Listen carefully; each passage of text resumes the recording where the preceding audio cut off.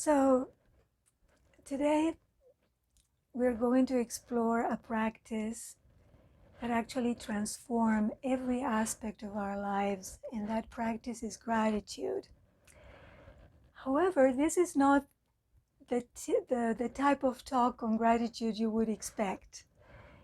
And you may find some of the things that I will share pretty surprising. Gratitude is a practice that we grow over time. It's a process. It's not just to say thank you. And it's not just to reflect on the things that we are thankful for one day. It's something that we grow into. And while there are moments in our life which naturally elicit a very deep sense of gratitude, say like a newborn in the family, right? Or a wedding, or being held from a terminal illness perhaps, or coming out of an accident unscathed, or succeeding in any aspect of our life, or seeing people we haven't seen now with the pandemic after such a long time. All that elicits so much gratitude, right?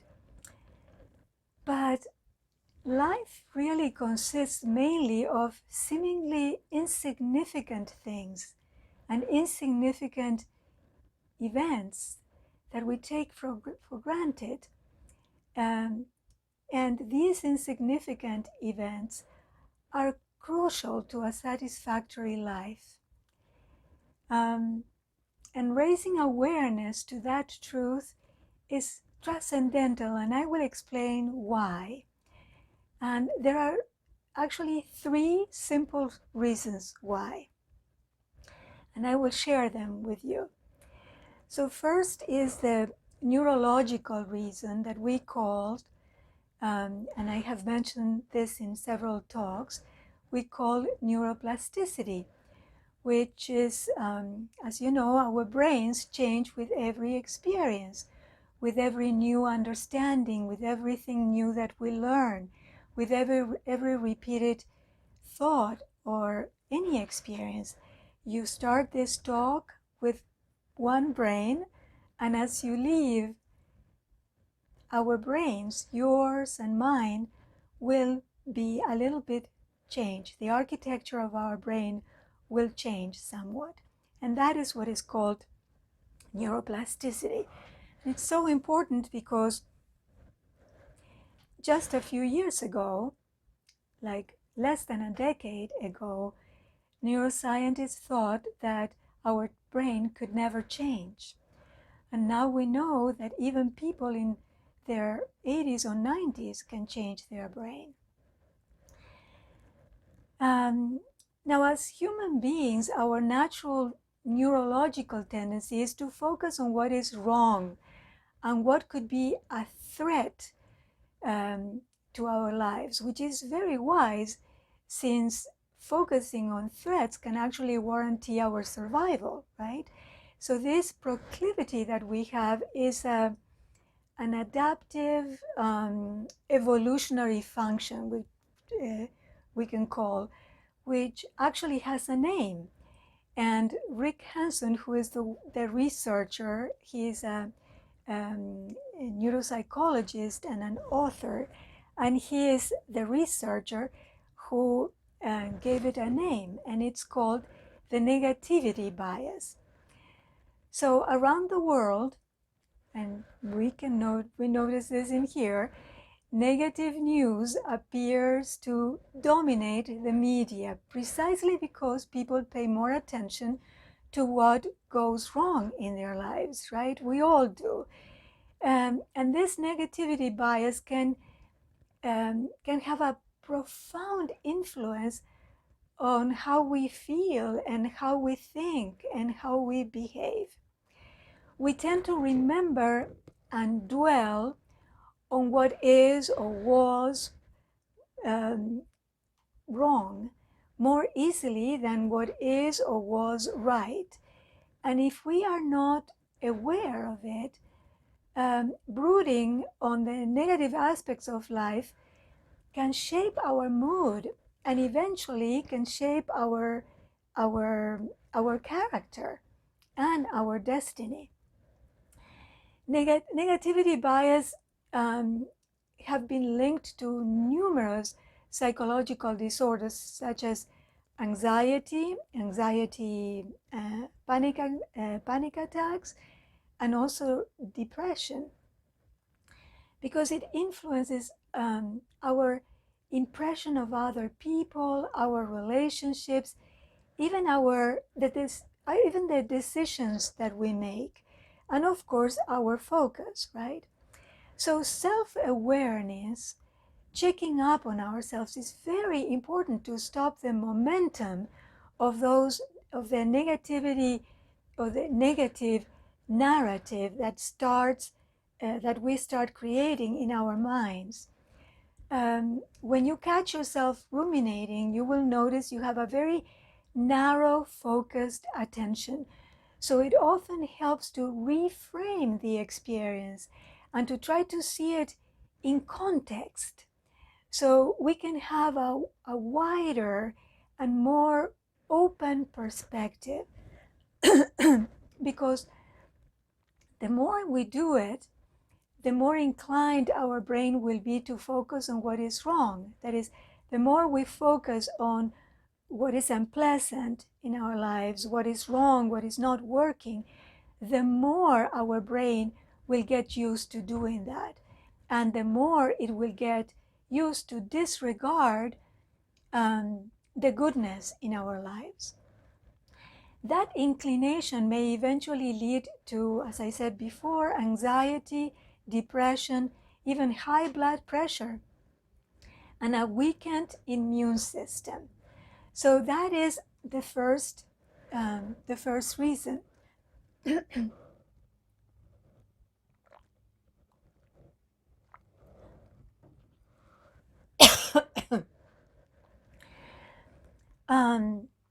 So the second reason is that we also tend to speculate regarding outside circumstances that will bring us to a happy place.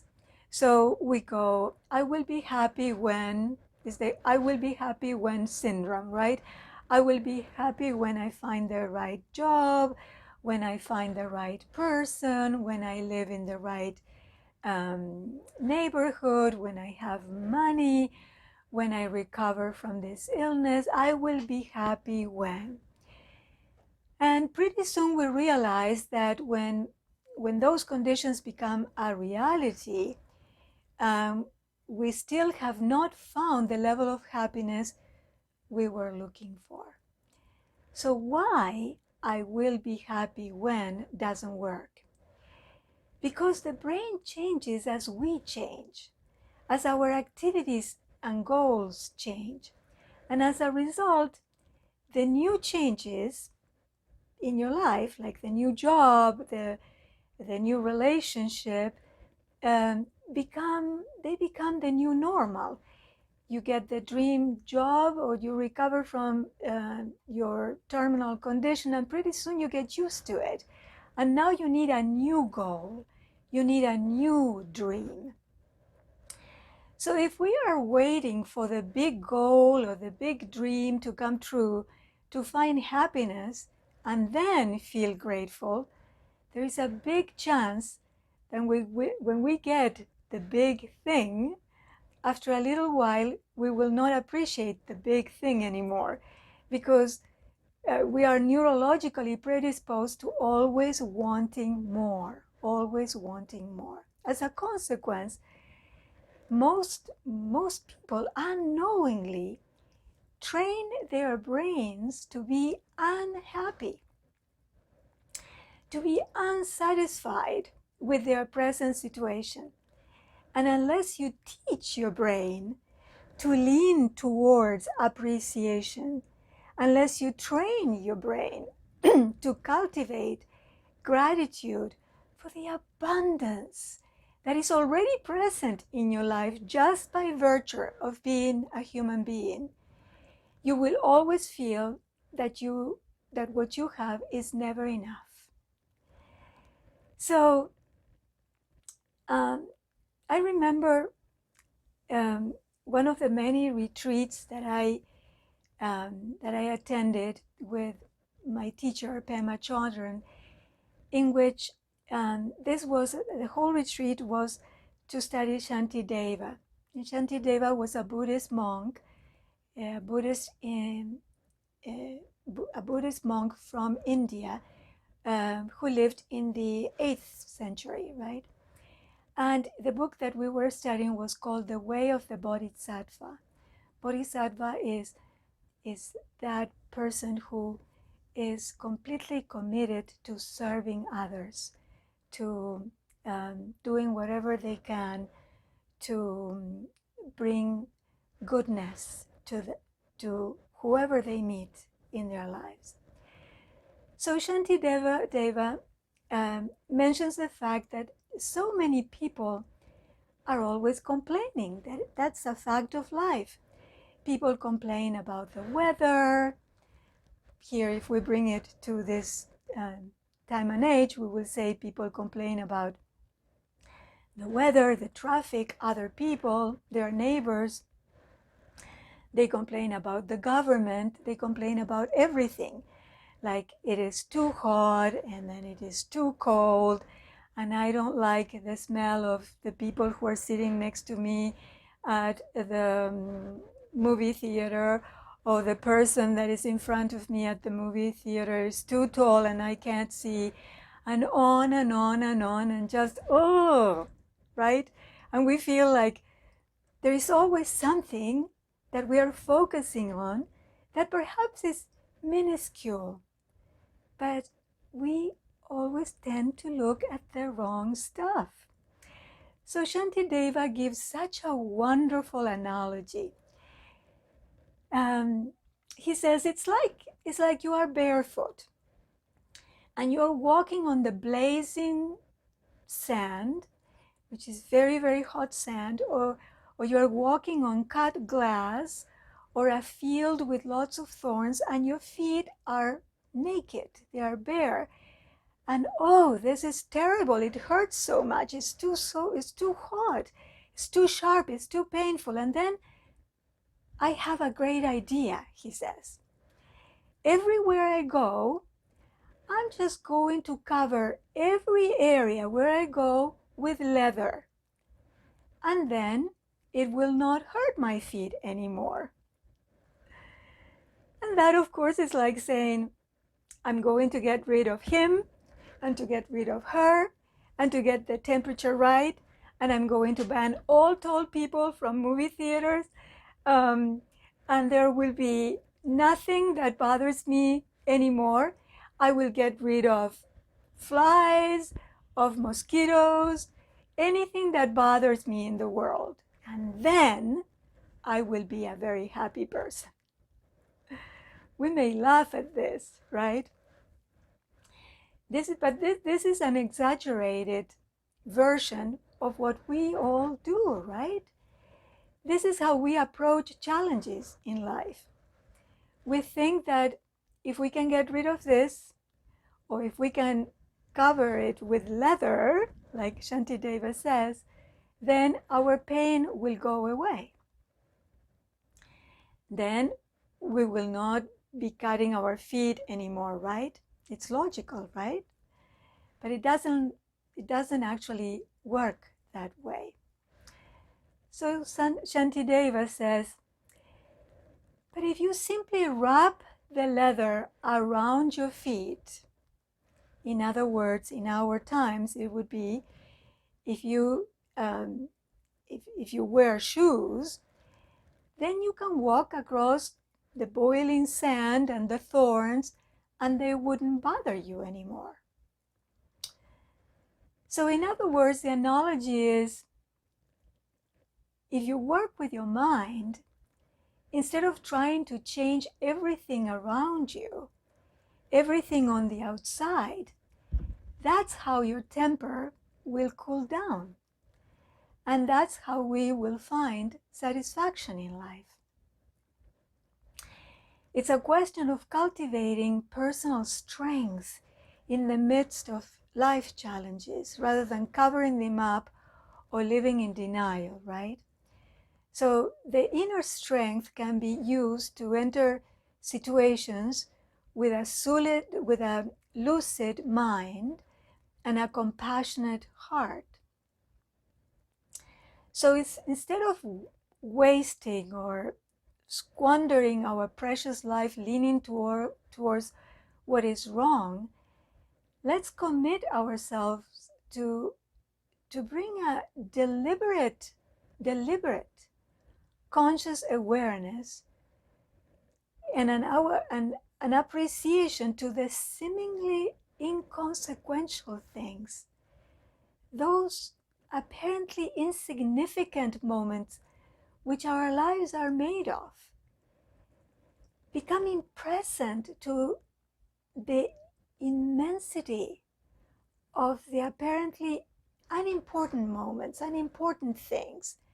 Unimportant is between inverted commas, right? Because breathing or the breath, nature, things that we take for granted, the love in our lives, our health. Since we only pay attention to our health when our health is in danger, right? When something is hurting. Let's start appreciating the things that we already have in our mind, in our lives, that abundance of blessings that we have, the support systems that we have all around us, things which if we lost at this moment we would really miss. And we had a foretaste of that in this pandemic, right? Because little things that were insignificant, like just going and doing some type of activity, and that was taken away from our lives for a long period of time, and we missed that. Appreciation for what we already have in our life puts us in contact with the richness of our everyday experience, and through neuroplasticity and appreciation and gratitude, we can change the architecture, we can change the neural pathways in our brain towards calmness and the feeling of lasting satisfaction that nothing else can give you. When we allow ourselves to become curious and reflect on how sacred each moment can be, it changes our landscape forever, entirely. And when life is going well, it is easy to celebrate, right? And to feel grateful. But what happens when things do not go as we have planned or expected? When you lose a job, when your marriage breaks down, when you are sick?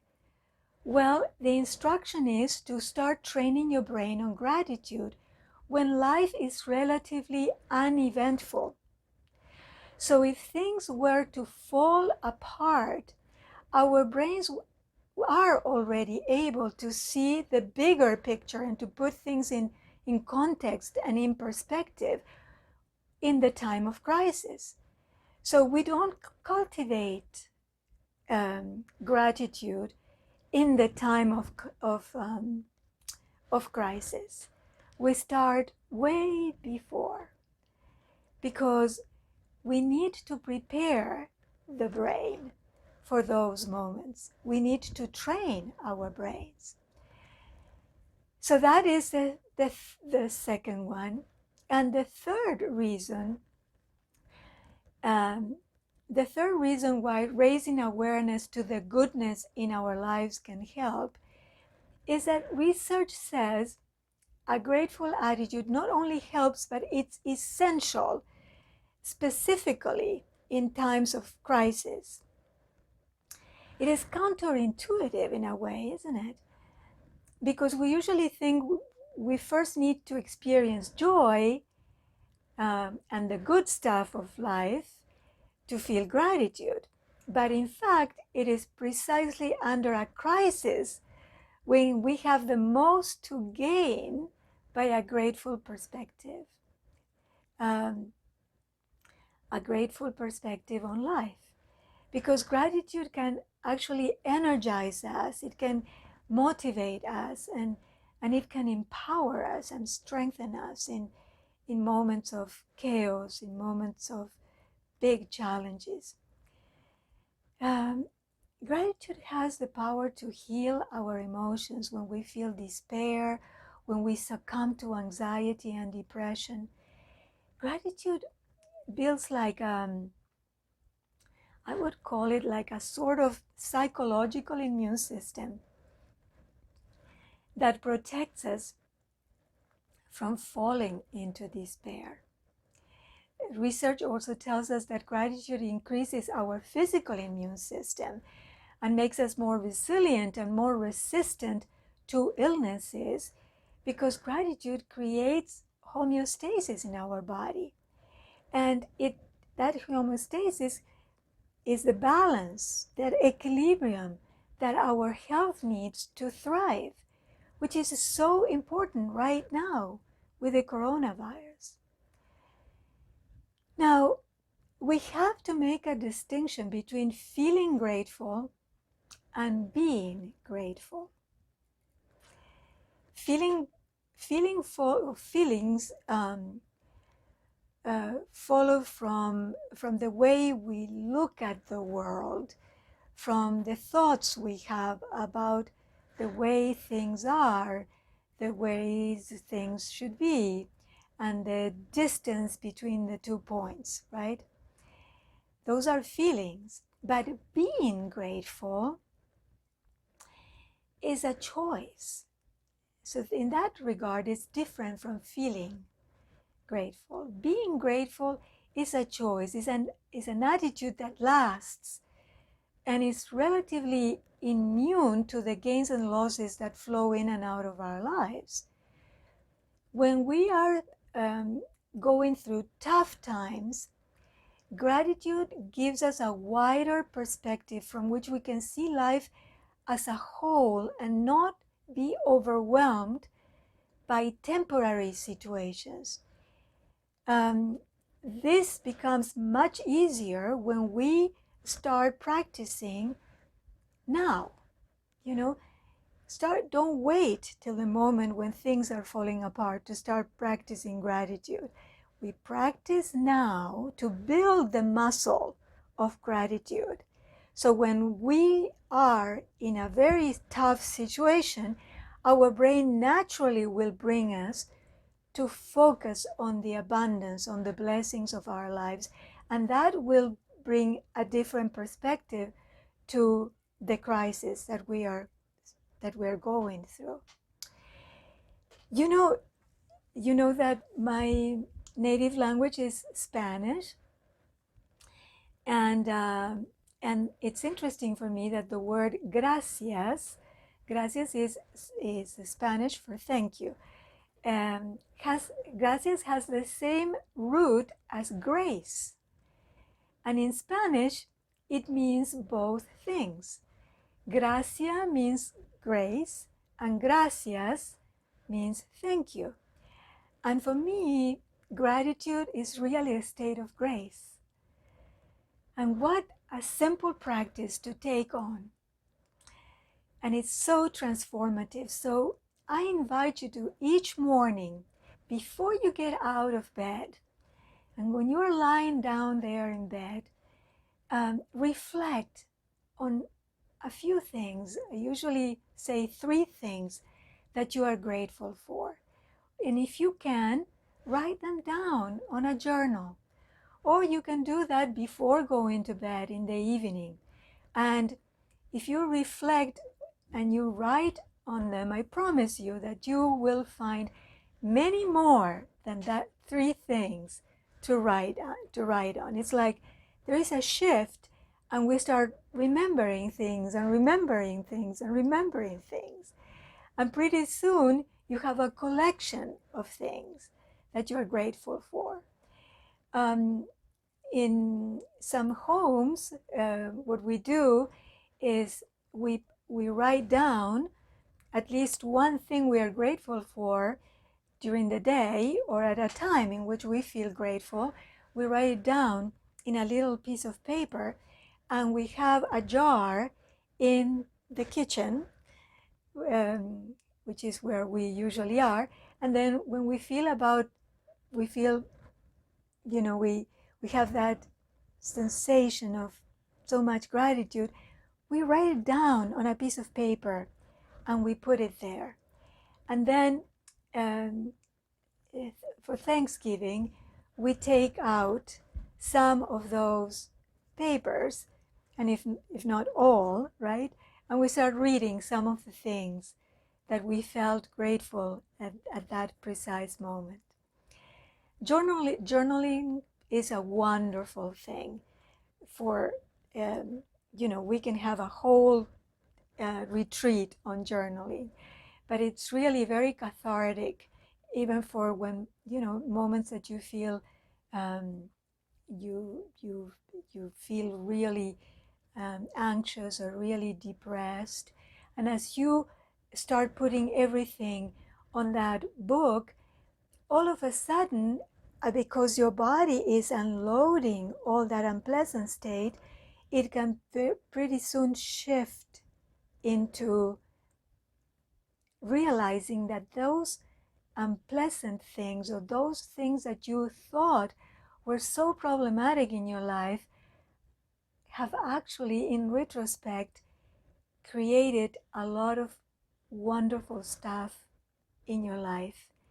And that now, because you have a wider perspective, you look back at those things that you hated, and you realize that you can thank those things. You can be grateful for that too.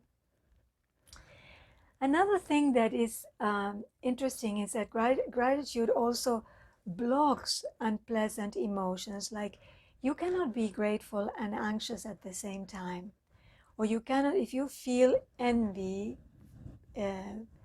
towards somebody, you cannot be envious and grateful for at the same time. So if you switch the focus, then envy you're just letting it go. So you don't have to believe in what I'm saying. Try it and you will see. Because gratitude works like magic. It instantly changes your mindset, and it also brings to your life more of what you dwell on. Like, remember, things become, thoughts become things. Like Mike Doodley says, choose them carefully. You probably know about Brené Brown. She's the famous researcher on vulnerability. She's written many books. And what she says is that in her 12 years of research on vulnerability, is that she never interviewed a person who described himself or herself as being joyful, who didn't actively practice gratitude. So practicing gratitude actually invites joy into our lives. And when she says actively practicing gratitude, is allowing gratitude to become like a ritual in our life. Like, I always, like I was telling you before, before I go to bed, before or after my meditation, I always think about the things I'm grateful for in my life. That has become part of me. It's like brushing my teeth. And initially, you will probably forget one day, and it's okay. You just continue when you remember. And the more you do it, the more you will be doing it, because you will notice that even through the day, your mind will tend to focus on what is pleasant and what is pleasant. So create it as a ritual.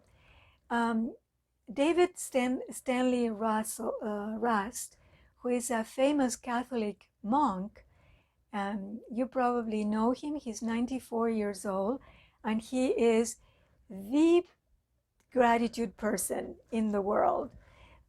He says, there is a quote, I think I got it right: the root of joy is gratefulness. It is not, the root of joy is gratefulness. It is not joy that makes us grateful, it is gratitude that makes us joyful. And that is a beautiful quote. You know, it is not joy that makes us grateful, it is gratitude that makes us joyful. So one thing that I'm really grateful for is this opportunity to share these teachings with you, and for the gift I have been given in my life through the practices of this wisdom traditions that we call mindfulness, that has really changed my life and had an impact in the life of hundreds of people with whom I have been able to share it within in the last few years. I'm so grateful for that opportunity. And I consider gratitude like the medicine for the soul. Yes, there is a lot of poison and toxins that come to us from the news, but gratitude is the medicine. It leads to a profound feeling of joy, of empowerment, and of freedom. And when we learn to take a bow to everything in life, everything that life is offering us, all of a sudden our heart opens up, our awareness sharpens, and our energy, our vibrational energy ripples in every area of our existence, in every area of our existence. And being grateful, or arising feelings of an attitude of gratitude, has nothing to do with the material things that you have in your life. That is also great. But we are surrounded by this entire universe. We have been given so many gifts as a human being: these eyes to see, my legs to walk, my hands to touch, the breath. And so we can, like they say that if you can say thank you, that would be the biggest prayer, the most eloquent prayer in a day. So now I would like to lead you in a meditation where we can we will give gratitude a chance to sort of emerge in us. So thank you so much for being in this talk with me, for being present, and for your attention.